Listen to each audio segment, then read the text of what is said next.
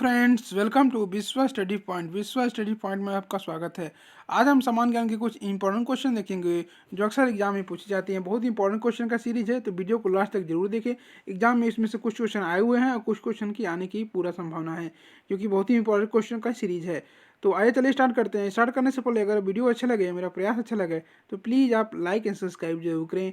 आप शेयर नहीं कर सकते, कमेंट नहीं कर सकते, कोई बात नहीं, बट मेरे प्रयास के लिए एक बार लाइक एंड सब्सक्राइब इतना जरूर करें, जिससे हमको मोटिवेशन मिलेगा और आगे और अच्छे से अच्छे वीडियो लाएंगे। फिर सीरीज को कंटिन्यू रखेंगे। 1000 सीरीज का एक क्वेश्चन का सीरीज है। तो आज का जो पहला क्वेश्चन है, ये जो आप लोगों के लिए कल पूछा था मैंने, अशोक के शिलालेखों की क्या लिपि है? जो अशोक के शिलालेख मिलते हैं उसकी क्या लिपि थी? देवनागरी लिपि, गुरुमुखी लिपि, खरोष्टी लिपि, ब्राह्मी लिपि। तो अशोक के शिलालेखों की जो लिपि है आपकी ब्राह्मी लिपि है। तो इसका आंसर जो जाए आपका ए पार्ट, ब्राह्मी लिपि।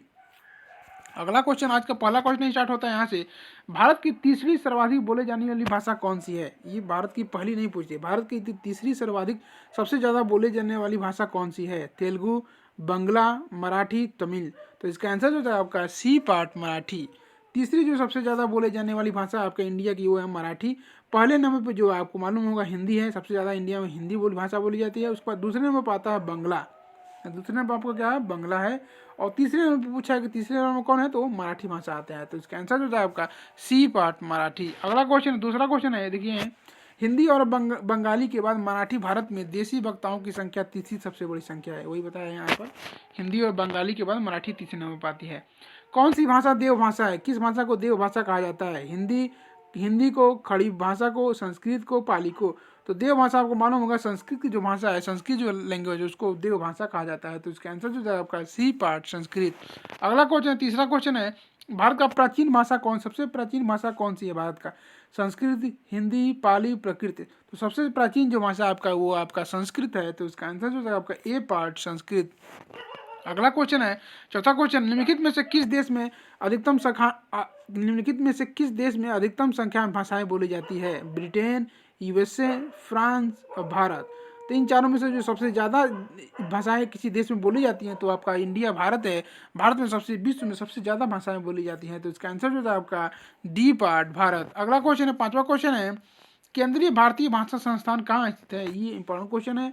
केंद्रीय भारतीय भाषा संस्थान कहाँ स्थित है? मैसूर में, हैदराबाद में, वाराणसी में, उज्जैन में। तो ये आपका केंद्रीय भारतीय भाषा संस्थान आपका मैसूर में स्थित है। तो इसका आंसर जो है आपका ए पार्ट, मैसूर, ये कर्नाटक में पड़ता है। अगला क्वेश्चन है, नवोदय विद्यालय। नवोदय विद्यालय में दाखिला किस कक्षा में होता है? नवोदय विद्यालय एक केंद्र सरकार का विद्यालय होता है। तो उसमें किस कक्षा से एडमिशन होता है? पहली, सातवीं, छठी, चौथी।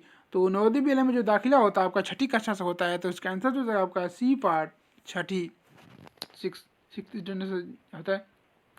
इंदिरा गांधी राष्ट्रीय मुक्त विद्यालय की स्थापना कब हुई थी? 1982 में, 1985 में, 1987 में, 1989 में। तो इंदिरा गांधी राष्ट्रीय मुक्त विश्वविद्यालय, से इग्नू बोलते हैं, इसकी स्थापना जो हुई थी 1985 ईस्वी में हुई थी। तो इसका आंसर जो है आपका बी पार्ट, 1985। अगला क्वेश्चन है, इंदिरा गांधी राष्ट्रीय मुक्त विश्वविद्यालय का मुख्यालय कहाँ है? इग्नू का मुख्यालय कहाँ है? नई दिल्ली, मुंबई, इलाहाबाद, कोलकाता। तो इग्नू का जो मुख्यालय आपका ये नई दिल्ली में है। तो इसका आंसर जो है आपका ए पार्ट, नई दिल्ली। अगला क्वेश्चन, आज का 9वां क्वेश्चन है, ये भी इंपॉर्टेंट क्वेश्चन, स्टार लगा लीजिए। फोर्ट विलियम कॉलेज कहाँ है? फोर्ट विलियम कॉलेज जो है बहुत फेमस कॉलेज है, अंग्रेजों को बनाया हुआ है। वो कहाँ है? आगरा, नई दिल्ली, मुंबई, कोलकाता। तो फोर्ट विलियम कॉलेज आपका ये कोलकाता में स्थित है। तो इसका आंसर जो है आपका डी पार्ट, कोलकाता। अगला 10वां क्वेश्चन आज का, विश्व भारती विश्वविद्यालय की स्थापना किसने की थी? विश्व भारती एक विश्वविद्यालय है, उसकी स्थापना किसने की थी? रविंद्रनाथ टैगोर ने, राजा राम मोहन राय ने, बंकिम चंद्र चटर्जी ने, इनमें से कोई नहीं। तो विश्व भारती विश्वविद्यालय की जो स्थापना किया था वो किया था रविंद्रनाथ टैगोर ने। तो इसका आंसर जो है आपका ए पार्ट, रविंद्रनाथ टैगोर। अगला क्वेश्चन है, शिक्षा में सुधार हेतु ब्रिटिश सरकार ने, शिक्षा में सुधार के लिए ब्रिटिश सरकार ने सैडलर आयोग कब गठित किया था, कब नियुक्त किया था? 1911 में, 1917 में, 1920 में, 1922 में। तो सैडलर आयोग जो नियुक्ति हुई थी आपकी 1917 ईस्वी में हुई थी अंग्रेजों के द्वारा। तो इसका आंसर जो है आपका बी पार्ट, 1917। अगला क्वेश्चन है, मुगल काल में किस भाषा को रेख्ता कहा गया है? मुगल काल में क्या है, किस भाषा को रेख्ता कहा जाता था? उर्दू, अरबी, तुर्की और फारसी। तो उर्दू भाषा को रेख्ता कहा जाता था। तो इसका आंसर जो है आपका ए पार्ट, उर्दू। अगला क्वेश्चन है, देश के एकमात्र किस राज्य की राजधानी अंग्रेजी? देश का वो कौन सा राज्य है जिसकी राजभाषा अंग्रेजी है इंडिया में? नागालैंड, सिक्किम, मणिपुर, मिजोरम। तो इसमें से चारों में से जो नागालैंड आपका ये राज्य है, इसकी जो राजभाषा है वो आपका राजभाषा जो इंग्लिश है, तो इसका आंसर जो जाएगा आपका ए पार्ट नागालैंड। अगला क्वेश्चन है, अमीर खुसरो ने किसके विकास में अग्रणी भूमिका निभाई है, किस भाषा के?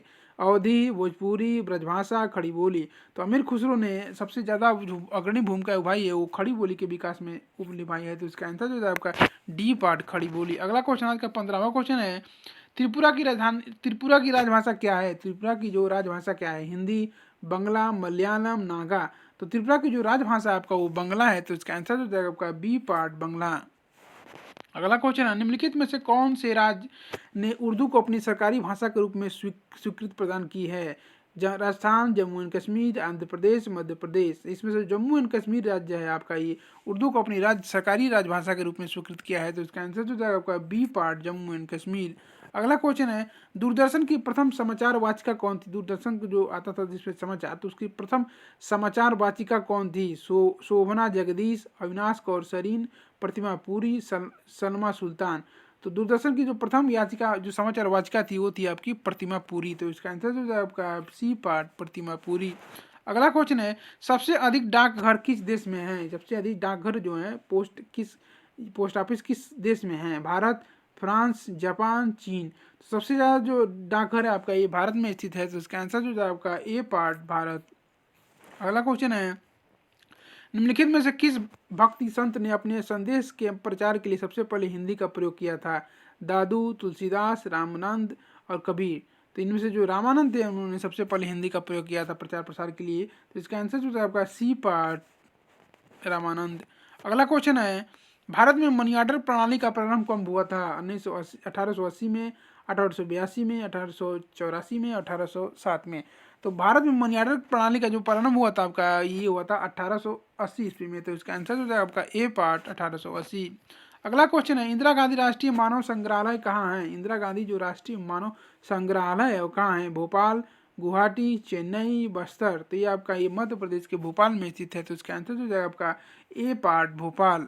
अगला क्वेश्चन है, भारतीय सर्वेक्षण विभाग का मुख्यालय कहाँ स्थित है? ये इंपॉर्टेंट क्वेश्चन है, स्टार लगा लीजिए, पूछता है अक्सर, रिपीटेड क्वेश्चन है।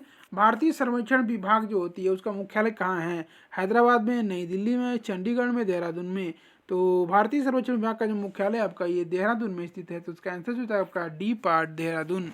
अगला क्वेश्चन है, भारत की अंतर्राष्ट्रीय विमान सेवा है, इन चारों में से कौन सी अंतर्राष्ट्रीय विमान सेवा है? Sahara air, Indian airlines, air India, alliance air. तो इसमें से एयर इंडिया है आपका वो अंतर्राष्ट्रीय विमान सेवा है, लेकिन अब एयर इंडिया को टाटा ने एक्वायर कर लिया है, तो इसका नाम हो गया है टाटा एयर इंडिया। तो इसका आंसर जो है आपका सी पार्ट एयर इंडिया जो है कि अंतर्राष्ट्रीय विमान सेवा है। अगला क्वेश्चन है, ग्रांड ट्रंक रोड जिसे जीटी रोड भी बोलते हैं, जिसे बोलते हैं ग्रांड ट्रंक रोड, तो इसको किसने बनवाया था? जीटी रोड को किसने बनवाया था? इसको बोलते हैं जीटी ग्रांड ट्रंक रोड। किसने बनवाया था? अकबर ने, जहांगीर ने, शाहजहां ने, शेरशाह ने। तो ग्रांड ट्रंक रोड या जीटी रोड को बनवाया था शेरशाह ने, सूरी ने। तो इसका आंसर जो है आपका डी पार्ट शेरशाह। अगला क्वेश्चन का 25वां क्वेश्चन है, स्वर्णिम चतुर्भुज परियोजना किससे संबंधित है? ये गोल्डन क्वाड्रिलेटरल परियोजना जो है आपका किससे संबंधित है? सड़क परिवहन से, वायु परिवहन से, जल परिवहन से, रेल परिवहन से। तो स्वर्णिम चतुर्भुज परियोजना जो आपका ये सड़क परिवहन से संबंधित है, ये इसका आंसर जो है आपका ए पार्ट सड़क परिवहन। स्वर्णिम चतुर्भुज योजना जो इंडिया के 4 महानगरों को, बड़े बड़े महानगरों को जोड़ती है, जैसे दिल्ली, ये चतुर्भुज का रूप बनाती है। भारत का जो नक्शा होता है उसमें चतुर्भुज का रूप बनाती है। या सबसे पहले दिल्ली से आपका यहाँ मुंबई से आपका ये कोलकाता, ये चेन्नई से कोलकाता से आपका ये फिर दिल्ली। तो ये चतुर्भुज का रूप बना लेती है ऐसे। तो इसका आंसर जो है आपका सड़क परिवहन। ये अटल बिहारी वाजपेयी ने इस परियोजना को स्टार्ट किया था, बहुत ही महत्वाकांक्षी परियोजना था, देश के 4 बड़े महानगरों को जोड़ती है।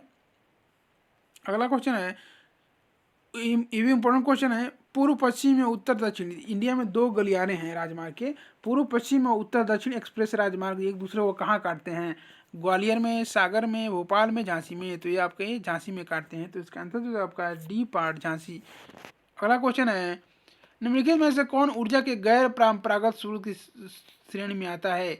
ऊर्जा 2 प्रकार के होते हैं, गैर परंपरागत और परंपरागत।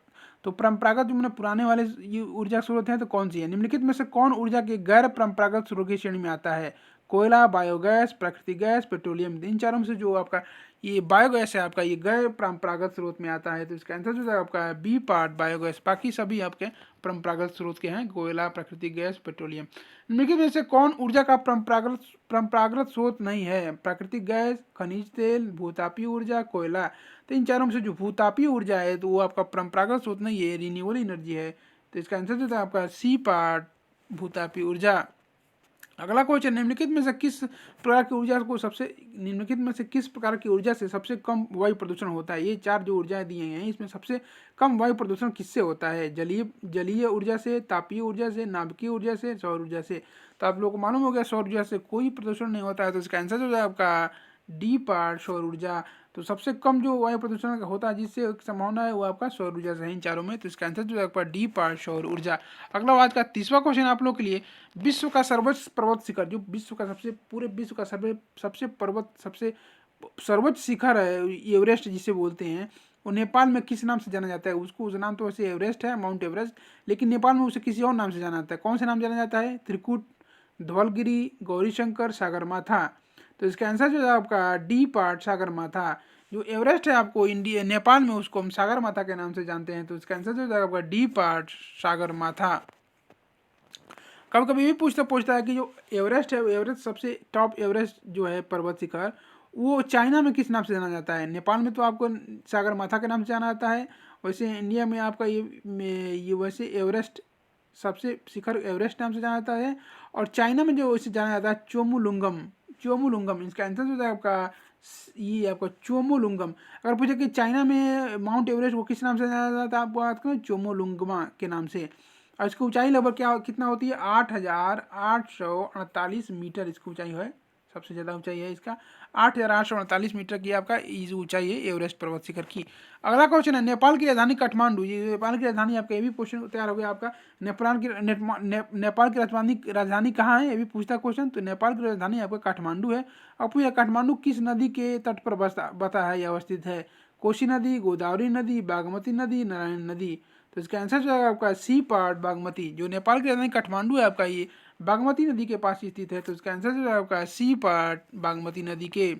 अगला क्वेश्चन है आज का लास्ट क्वेश्चन आप लोगों के लिए, हिंदुस्तानी संगीत का सर्वाधिक प्राचीन घराना कौन सा है? हिंदुस्तानी संगीत का जो सबसे पुराना प्राचीन घराना है कौन सा है? ग्वालियर घराना, लखनऊ घराना, जयपुर घराना, आगरा घराना।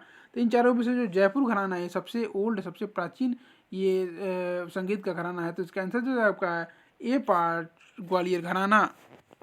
घराना जो सबसे पुराना संगीत का सबसे पुराना सर्वाधिक प्राचीन घराना है आपका वो ग्वालियर घराना है, तो इसका आंसर जो होगा आपका ए पार्ट हो गया।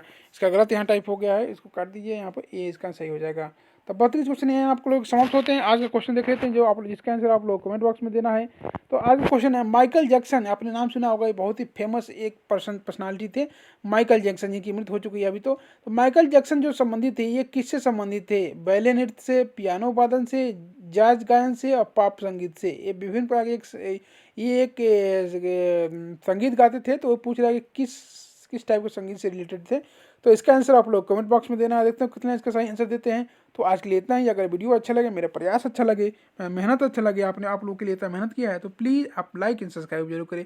आप सब्सक्राइब करिएगा, लाइक करिएगा, इससे आपको मोटिवेशन मिलेगा, आगे अच्छे से वीडियो लाएंगे, हम कंटिन्यू रखेंगे। तो आज के लिए इतना ही। Thanks for watching my video. Thank you so much.